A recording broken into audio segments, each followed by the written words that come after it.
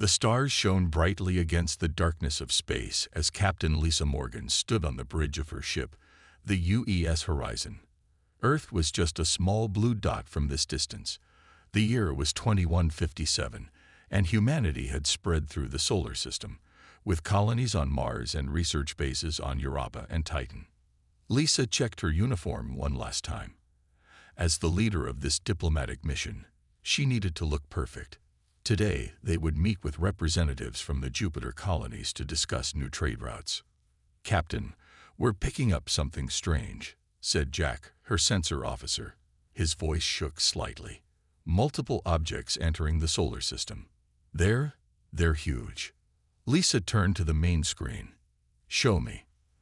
The screen lit up with dozens of massive ships, each one easily 10 times the size of the largest human vessel ever built. They moved with impossible grace for their size, their hulls shimmering with a purple-black metal unknown to Earth science. "Send word to Earth Defense Command," Lisa ordered, "and open all channels. Let's try to talk to them." Before they could act, every screen on the bridge flashed white, then displayed the image of a being that looked almost like a tall, thin human with gray skin and 4 arms. Its eyes were solid black, and when it spoke, its mouth didn't move in sync with the words. "People of Earth, I am High Commander Zex of the Zircon Empire. We control 3/4 of this galaxy. Your planet now belongs to us. Surrender immediately." Admiral Derek Frost, commander of Earth's Defense Fleet, joined the call from lunar headquarters. His weathered face showed no fear, though Lisa knew their fleet of 50 ships stood no chance against the armada that had just arrived. "This is Admiral Frost of the United Earth Defense Force. We are a peaceful civilization, but we will defend ourselves if threatened. We welcome diplomatic talks." The alien's face showed no emotion. "There is nothing to discuss. The Zircon do not negotiate with primitive species. We have studied your civilization. You have no weapons or technology that can harm us." "Then why not leave us in peace?" Lisa asked before she could stop herself. The alien's black eyes seemed to find her through the screen. "Resources. Labor. Your solar system is now part of the Empire. You have 30 Earth days to prepare your planet for occupation. Any resistance will result in cleansing. We are merciful to give you this time to accept your new reality." The transmission cut off. The bridge fell silent. Admiral Frost's face on the side screen looked grim. "Captain Morgan, return to lunar base immediately. We need every ship and every officer." On Earth, people panicked as the news spread. The Zircon ships positioned themselves throughout the solar system, one massive vessel taking position near each major human settlement. Their message played on repeat on every communication channel. 3 days later, military leaders from all Earth nations gathered at the lunar base. Lisa sat among them, listening to desperate plans that everyone knew would fail. "Our most powerful weapons wouldn't even dent their smallest ships," said General Wu. "Their technology is centuries beyond ours." "We can't surrender," said Colonel Harris. "Reports from other systems suggest the Zircon use conquered populations as slave labor until the resources are gone, then leave them to starve." Admiral Frost stood at the head of the table. "We have 27 days to find a way to fight back. I've called in every scientist, engineer, and strategist we have." As the meeting ended, Lisa noticed an old man in civilian clothes being blocked at the door by security. He was arguing loudly. "You need to listen to me. I know how to defeat them." Most ignored him, but Lisa paused. The man was Dr. Alan West, once a respected physicist before his theories became too strange for mainstream science. "I've been preparing for this my whole life," he shouted as security began to escort him away. "Project Pandora is the answer. It's the only way." Lisa watched him go, wondering what Project Pandora could possibly be, and whether humanity had any hope at all. Lisa couldn't stop thinking about the old scientist and his wild claims. The next morning, she found Colonel Sam Powell, a trusted friend, in the cafeteria of the lunar base. Do you know anything about someone named Dr. Alan West? Or something called Project Pandora? She asked. Sam nearly choked on his coffee. He looked around to make sure no one was listening. Where did you hear those names? He tried to crash the meeting yesterday. Security took him away. Sam rubbed his face. Alan West is complicated, brilliant, but many think he lost his mind years ago. How about we talk somewhere private? They walked to Sam's office, where he locked the door and disabled the recording devices. 20 years ago, West was leading a top-secret research project. Something so classified that even mentioning its name could land you in prison. I only know because my wife Kate worked with him briefly before becoming a xenobiologist. And you think his project might help us against the Zircon? Sam shook his head. I don't know. Most of his funding was cut years ago when he couldn't show results. But the man has been obsessed with alien contact since the 1980s. We need to talk to him, Lisa said. 2 hours later, they sat across from Admiral Frost in his office. Kate Powell had joined them. She was small with short brown hair and intense eyes that missed nothing. You want me to divert resources to chase the theories of a man most consider insane? Frost asked. Sir, we're out of options, Sam said. If there's even a 1% chance West has something useful, we have to try. Frost looked out his window at the massive Zircon ship hovering near the moon. Fine. You have 48 hours. Then I need you back here preparing for our defense. They found Alan West in a small apartment in the civilian section of the base. His walls were covered with equations and strange diagrams. Books and papers littered every surface. I knew someone would come eventually, he said, not surprised to see them. His white hair stuck out in all directions. I just hoped it wouldn't take an alien invasion to make people listen. Dr. West, I'm Colonel Powell. This is Captain Morgan and my wife, Dr. Kate Powell. Alan's eyes lit up when he saw Kate. Dr. Powell, how wonderful to see you again. Your work on potential alien nervous systems was crucial to my research. What exactly is Project Pandora? Lisa asked. Alan smiled. Not here. We need to go to the facility. 8 hours later, their small shuttle landed in the Arctic. Below them, the ice stretched endlessly. Alan directed them to a spot that looked no different from any other. Government shut down my official work years ago, but some of us never stopped, he said as he pressed his hand against a hidden scanner in the snow. The ice beneath them rumbled, then split open to reveal a hidden elevator. Welcome to the real Project Pandora, Alan said as they descended deep under the ice. The facility was old but well maintained. A small team of scientists greeted them, all older people who had clearly been working here in secret for years. We've monitored the Zircon ships since they arrived, said a woman named Dr. Helen Gray. Their technology is impressive but not surprising to us. You knew they were coming? Sam asked. Not the Zircon specifically, Alan explained, leading them through corridors lined with strange equipment. But we knew someone would come eventually. The universe is too big for us to be alone. They stopped at a heavy door marked with warning signs. Alan placed his palm on another scanner. What you're about to see is humanity's greatest secret, he said as the door hissed open. And our only hope against the Empire. Inside was a small, ordinary-looking wooden box sitting on a pedestal. That's it? Lisa asked, unable to hide her disappointment. That's your secret weapon. Ellen smiled. Don't judge by appearances, Captain. This little box contains something the Zircon have never encountered before. Something that will make them surrender the moment they experience it. What's in the box? Sam asked. Alan opened it carefully to reveal what looked like an old vinyl record. The most powerful weapon humans ever created, he said. And the Zircon have no defense against it. Lisa stared at the vinyl record with confusion. Sam and Kate exchanged doubtful looks. A record. That's your secret weapon against an advanced alien empire? Sam asked. Alan smiled patiently. Not the physical record itself. What's on it?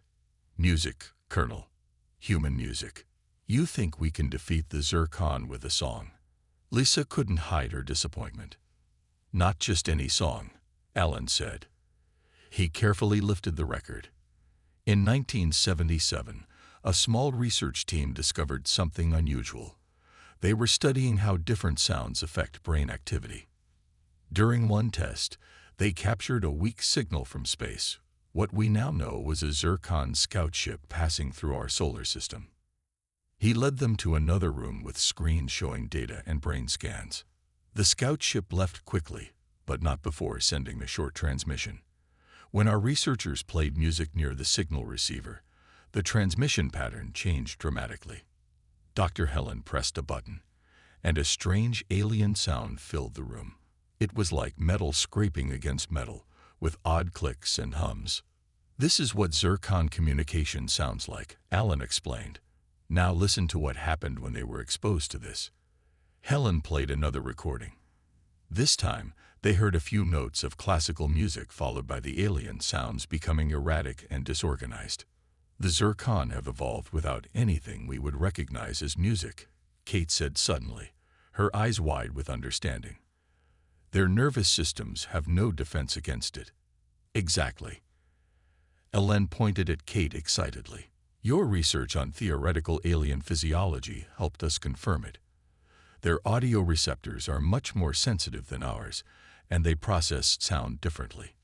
What we hear as beautiful, they experience as, well, we're not entirely sure, but it appears to be overwhelming. You're saying music is like a weapon to them?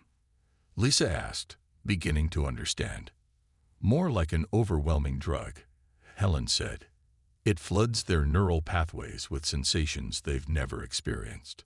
Sam still looked skeptical. How can you be sure this will work?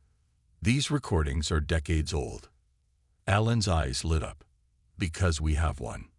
He led them through another door into what looked like a medical room. Inside a clear container floating in liquid was a gray-skinned creature with 4 arms. It was smaller than the commander they had seen on screen, but clearly the same species.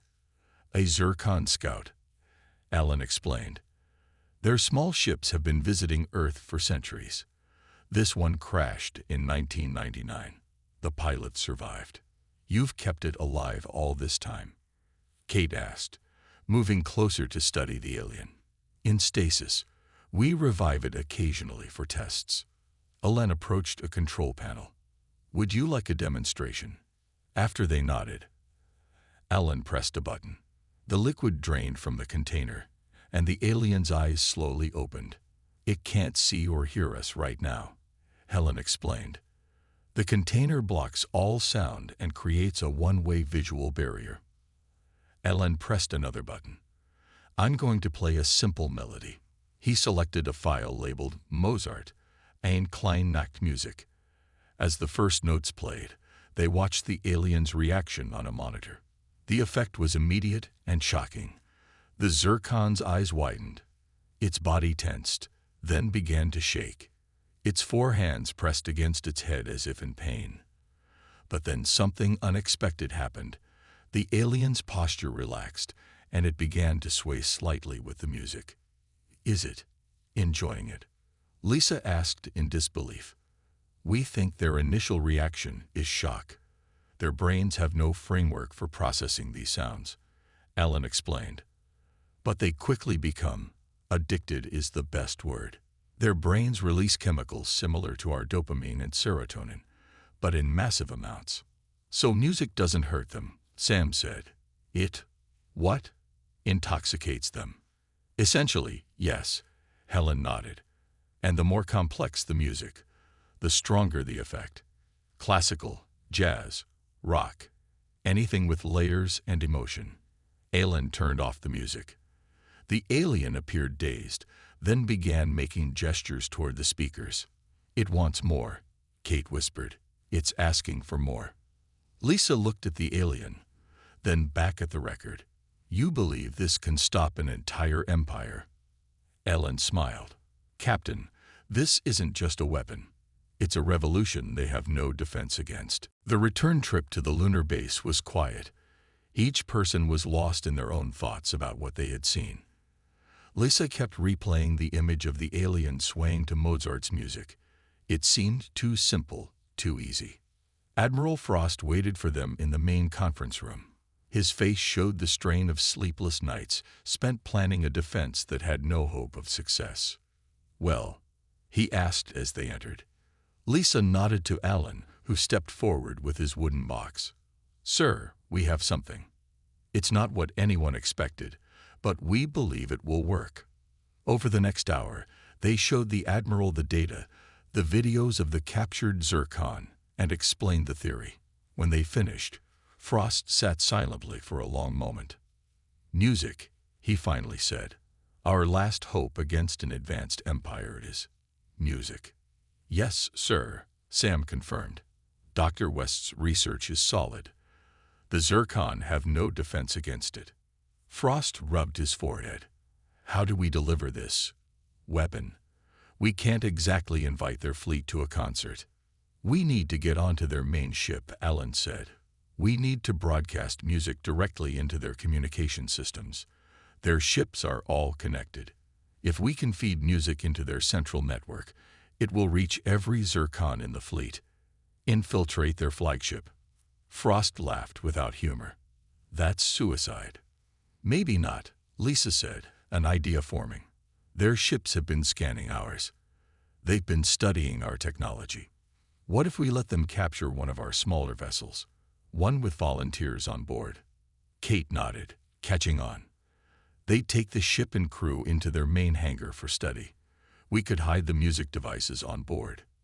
"We'd need a small team," Sam added. "People who could move through the ship undetected once inside." Frost considered the idea. "It's risky, but we have few options." He looked at each of them. "I assume you're all volunteering." They nodded. 3 days later, Operation Harmony was ready. A small ship had been prepared with hidden compartments containing music players and portable speakers. The plan was simple but dangerous. Allow themselves to be captured, then find a way to access the Zircon communication systems. The team consisted of Captain Lisa Morgan as commander, Colonel Sam Powell for security, Dr. Kate Powell as the alien expert, Dr. Alan West to handle the music technology, and communications specialist Olivia Green, who had a background in hacking systems. "We've loaded thousands of songs from every genre and time period," Alan explained as they prepared to board their small ship. "Classical, rock, pop, jazz, folk songs from around the world. We don't know which will have the strongest effect, so we're bringing everything." Olivia checked her equipment. "I studied what we know of their communication systems. They use quantum entanglement, but there must be a central hub that coordinates it all. If we can find that, we can feed our music into every ship at once." Admiral Frost met them at the launch bay. "The Zircon have moved their deadline up. Their fleet is positioning for attack. They'll reach Earth in 48 hours. "Why the change?" Lisa asked. "They detected our increased activity. They think we're preparing to fight." Frost handed Lisa a small device.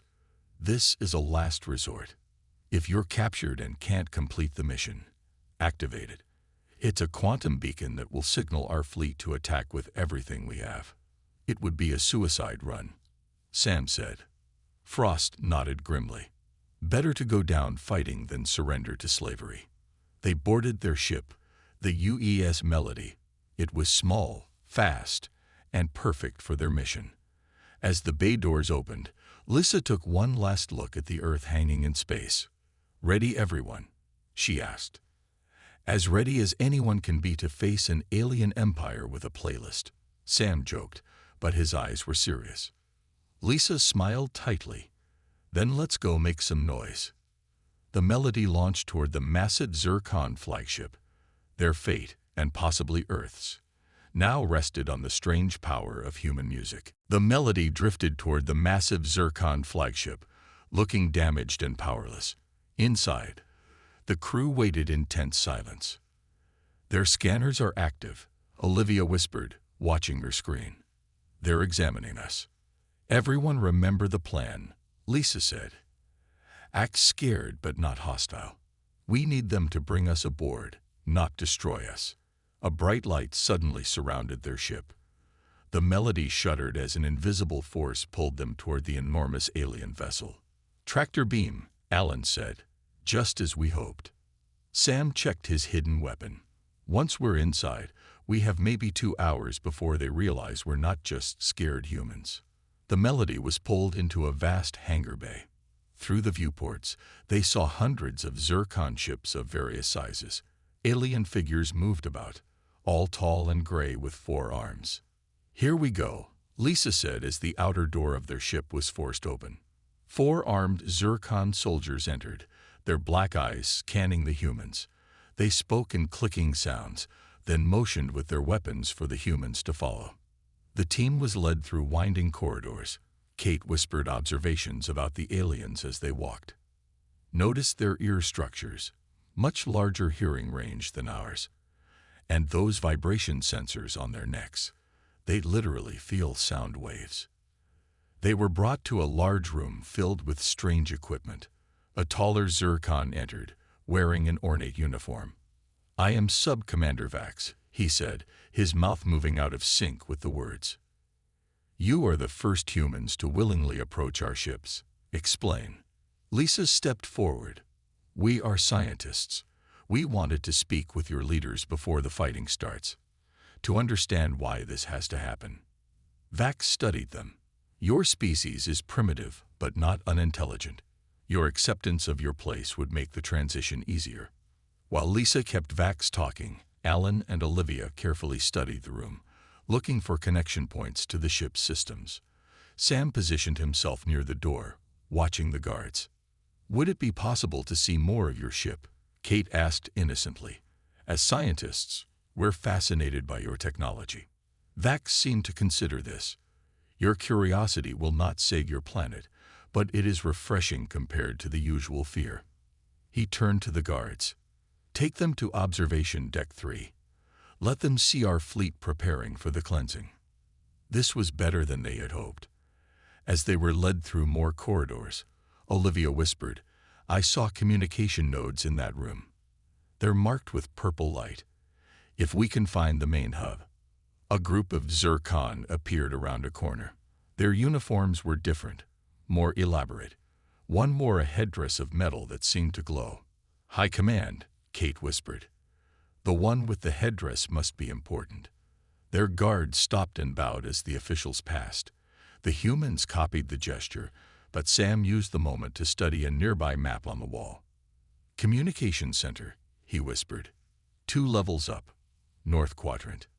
When they reached the observation deck, a massive window showed hundreds of Zircon warships positioning around Earth. It was a terrifying sight. Your planet will be under our complete control within 1 day, Vax said. The process has already begun. We need to move now, Lisa whispered to the others. She turned to Vax. Before our planet falls, could we see how your communication systems work? On Earth, we use radio waves. Vax made a sound that might have been laughter. Your technology is primitive. Our ships communicate through quantum networks. All connected, all instant. Perfect, Olivia whispered. Suddenly, alarms blared. A Zircon voice spoke over speakers in their clicking language. Vax turned to them, his black eyes narrowed. Your Earth forces have launched weapons. Foolish. The guards surrounded them, weapons raised. Now, Lisa shouted.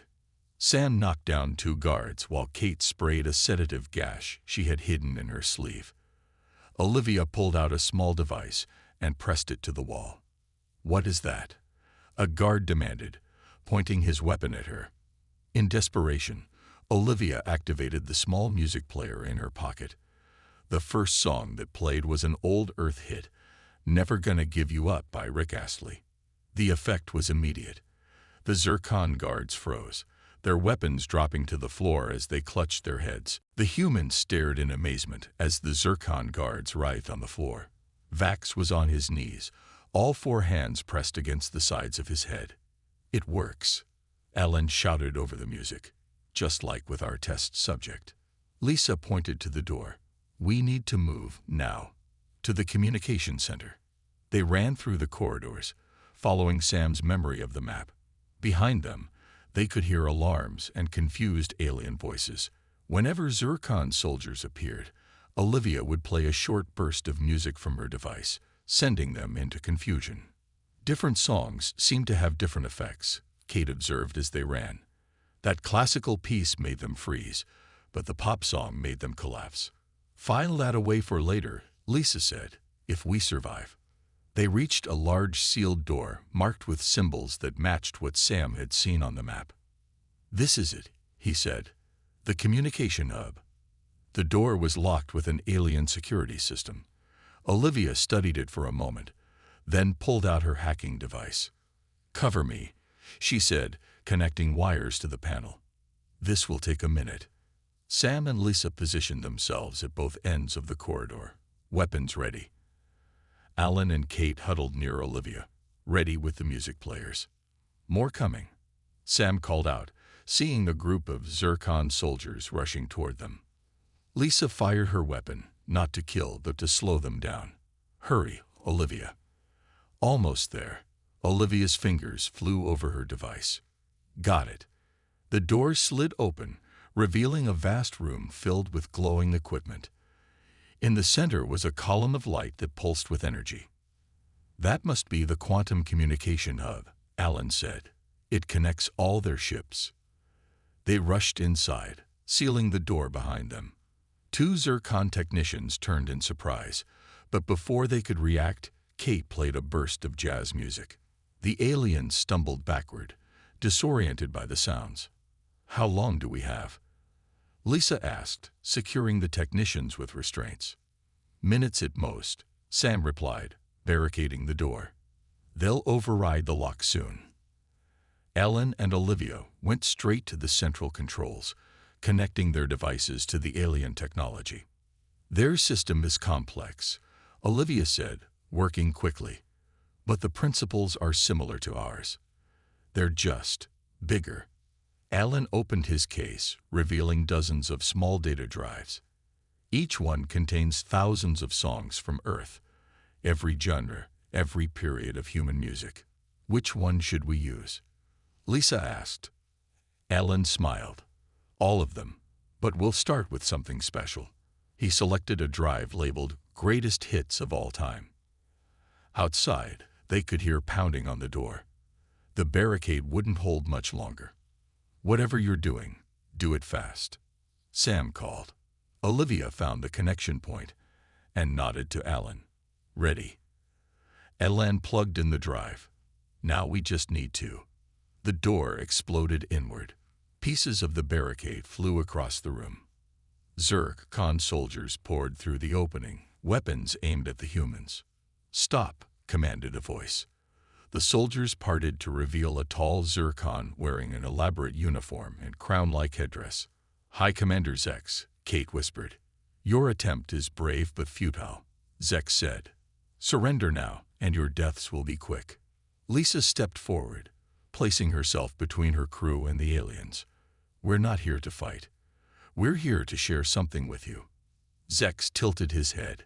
"Share? You have nothing we want." "That's where you're wrong," Lisa said. She nodded to Alan. Alan pressed a button on his device. For a moment, nothing happened. Then, through every speaker on the ship, the powerful opening chords of Bohemian Rhapsody by Queen began to play. The effect was immediate and incredible. The soldiers dropped their weapons. Some fell to their knees. Others stood frozen, their black eyes wide with what could only be described as wonder. High Commander Zex staggered, catching himself on a console. His body trembled, but he remained standing, staring at the humans with a new expression, one of confusion mixed with something else, something that looked almost like joy. The music built, Freddie Mercury's voice soaring through the flagship and through the quantum network to every Zircon ship in the fleet. "It's working," Kate whispered. "It's actually working." Throughout the massive flagship, Zircon aliens stopped whatever they were doing. The music flowed through every corridor, every room. touching each alien mind. Some fell to their knees, others stood perfectly still, their black eyes wide. A few began to sway gently with the rhythm. As Bohemian Rhapsody reached its powerful guitar solo, the humans watched in amazement as tears, actual tears, began to flow from High Commander Zex's eyes. "Are they in pain?" Lisa whispered to Kate. Kate studied the aliens carefully. "No, it's something else. Look at their postures, their expressions. It's more like overwhelming emotion." The song ended, and for a moment there was silence. Then Olivia set the playlist to continue, and Journey's "Don't Stop Believin'" began playing. The Zircon soldiers looked at each other, then back at the humans, their weapons forgotten on the floor. High Commander Zex stepped forward slowly. The humans tensed, but his posture wasn't threatening. What is this?" Zex asked, his voice softer than before. "This sensation, these sounds, they create feelings we have never. It's called music," Alan explained gently. "It's how humans express emotions. Happiness, sadness, love, loss. We turn these feelings into sound." Zex turned to a console and pressed several buttons. The music paused. "You must speak with me," he said to Lisa. "Alone." Sam stepped forward protectively. "Captain, I don't think." "It's all right," Lisa said. "Keep the music playing to the rest of the ship. I'll go with the commander." Zex led Lisa to a small room adjacent to the communication center. Through a large window, they could see Earth floating in the distance, blue and peaceful. "In 10,000 years of the Zircon Empire," Zex began, "we have conquered over 300 species on 1,000 worlds. None have ever done what you just did." "Fought back?" Lisa asked. "Changed us," Zex corrected. "These sounds, this music, it has awakened something in my people that I did not know existed." Lisa watched him carefully. "I don't understand." "The Zircon evolved without what you would call emotion," Zex explained. "We feel physical sensations, we think logically, but we do not experience feelings, or we did not until now." He turned to face her, and Lisa was shocked to see more tears on his gray face. "When your music played, it was like a wall inside our minds collapsed. Suddenly, we felt everything. Joy, sadness, wonder, hope. Emotions we have no words for because we have never experienced them before." "That's why you looked like you were in pain," Lisa realized. "The first shock was overwhelming," Zex agreed. "But then, it became beautiful. I understand now why your people fought so hard. You feel things worth protecting." In the communication center, the rest of the team watched on monitors as ships throughout the Zircon fleet began changing position. "They're pulling back," Sam said. "The attack formation is breaking up." Kate pointed to other screens showing alien crew members throughout the flagship. Many were still listening to the music, some now dancing awkwardly as they tried to copy movements they had seen humans make. "They're not just affected by it," she said. "They're embracing it." Back in the small room, Zex made a decision. He pressed a button on his uniform, and his voice carried to every Zircon ship in the fleet. "This is High Commander Zex. All forces will stand down immediately. Earth is not to be touched. I have experienced something that changes everything we thought we knew about ourselves and the universe." He looked at Lisa. "Captain Morgan, I wish to propose something unprecedented in Zircon history. Not a surrender, though you have effectively defeated us with these sounds, but an alliance. We have technology and resources beyond your imagination. You have music, and I suspect, other arts that can teach us what it means to truly live." Lisa could hardly believe what she was hearing. "You want to be allies. Just hours ago you were planning to enslave us." "Hours ago, I did not know what it felt like to be moved to tears by sound," Zex said simply. "Everything has changed." 3 months had passed since the day humanity revealed its secret weapon to the Zircon Empire. Earth had changed in ways no one could have imagined. Lisa stood at the window of the new Galactic Embassy in New York, watching the strange mix of humans and aliens in the plaza below.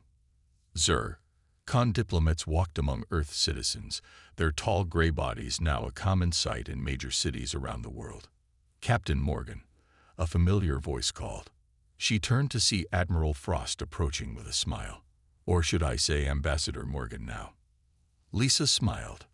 Her new role as Earth's primary representative to the Zircon had been unexpected but felt right. "Just Lisa is fine, Admiral." "And just Derek for me," he replied. "I'm retired as of yesterday. Younger minds are needed for our new fleet." The Zircon had begun sharing their technology with Earth. Human ships could now travel faster than light, and the first colony outside our solar system was already being planned. "Is everything ready for the ceremony?" Lisa asked. "All set. The treaty will be signed in 1 hour." The Peace and Cultural Exchange Treaty would formally establish Earth as an equal ally to the Zircon, not a conquered world. It was unprecedented in the Empire's 10,000-year history. In another part of the building, Sam and Kate Powell watched their son Bobby giving a music lesson to young Zircon visitors. The 12-year-old boy sat with a guitar, patiently showing 4 alien children how to form chords with their multiple fingers. "He's a natural teacher," Kate said proudly. Sam nodded. "Who would have thought our son would be teaching aliens to play Twinkle, Twinkle, Little Star?" "Music teachers are the most valuable humans in the galaxy right now," Kate reminded him. The Zircon were hungry for all forms of human art, but especially music. They paid enormous sums in advanced technology and rare materials for lessons and performances. Across the room, Dr. Alan West sat with High Commander Zex, who now served as the Empire's ambassador to Earth. They were listening to a recording of Bach's Cello Suite No. 1. "The mathematics of it is perfect," Zex said, his black eyes closed in concentration. "Yet it creates this emotional response that cannot be explained by numbers alone." "That's the magic of music," Alan replied. "It bridges the logical and emotional parts of our brains, or in your case, it helped create that bridge where none existed." Zex opened his eyes. "My people owe humanity a debt we can never fully repay. For thousands of years, we conquered and built and expanded, but we never truly lived until we heard your music." In the main hall, Earth and Zircon representatives gathered for the treaty signing. Olivia, now the head of interspecies communications technology, made final adjustments to the translation systems. "Testing. 1, 2, 3, she said into the microphone. The words came out in perfect Zircon clicks and whistles through the speakers. A Zircon technician clicked back, and the translation came through. "The system works perfectly, like a well-composed song." Olivia smiled at the reference. The aliens had quickly developed a love of musical metaphors. As the ceremony began, Lisa took her place at the center table. High Commander Zex sat across from her. Between them lay the treaty that would forever change both their civilizations. "Before we sign," Zex announced to the assembled crowd, "I wish to present a gift from the Zircon people to Earth." He signaled, and a group of Zircon stepped forward with musical instruments, some human, some alien designs. They began to play a melody that combined Earth classical music with new alien sounds that no human had ever heard before. It was beautiful, haunting, and hopeful all at once. Many in the audience, both human and Zircon, had tears in their eyes. "We call this composition the Bridge," Zex explained. "It is the first music ever created by Zircon composers, inspired by your human works, but with our own voice now emerging." As the music played, Lisa signed the treaty, followed by Zex. Humanity's place in the galaxy was secured not through weapons or war, but through the universal language of music, the secret weapon that had conquered an empire without firing a single shot.